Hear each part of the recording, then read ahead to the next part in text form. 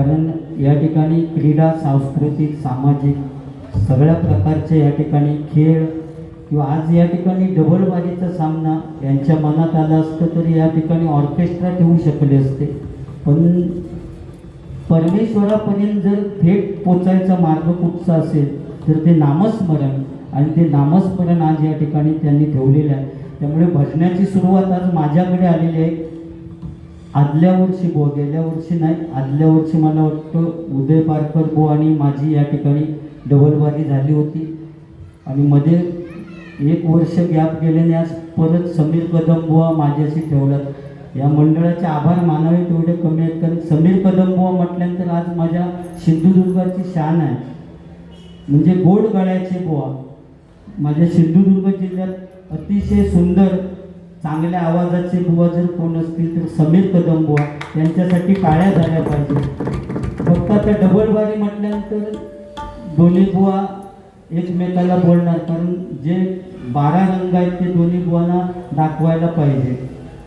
आता बुवा पण जोडी कशी ठेवल्यात जबरदस्त, फक्त ते भीती वाटतात, चावतील तर भीती वाटतात, बाकी बोलाच भीती वाटत नाही. पण अतिशय सुंदर आज जॅकेट बिकेट घालून टकाटकमध्ये तिथे केसावर हात फिरून मका जळवतात ते, तर नेहमीचाच त्यांचा मुद्दाम हात फिरवून दाखवणार केसांवर. असू दे, ती प्रत्येकाच्या नशिबाची गोष्ट आहे बुवा. आज तुम्ही फिरवून दाखवतच, उद्या तुमचं कोणतरी केसांवरनं फिरवणारे भेटतात. माझ्यासारख्या तुमची अवस्था हो. या काय कलियुगात काय होईल हे सांगता येत नाही. कारण भक्तिरसातून जनमानसासमोर नतमस्तक होणे म्हणजे भजन, भजावा, जपावा आणि नमावा. त्यामुळे भजनाची सुरुवात भजन या रूपाने करूया. 100% मनोरंजन तुमचं होणार. फक्त पहिलं रूपाच्या अभंगापर्यंत सलग पटकन घेऊ, आणि गजरातनं दोन्ही आम्ही वेळ घेऊ आणि त्याच्यातनं काय ती मजा करू. ओके.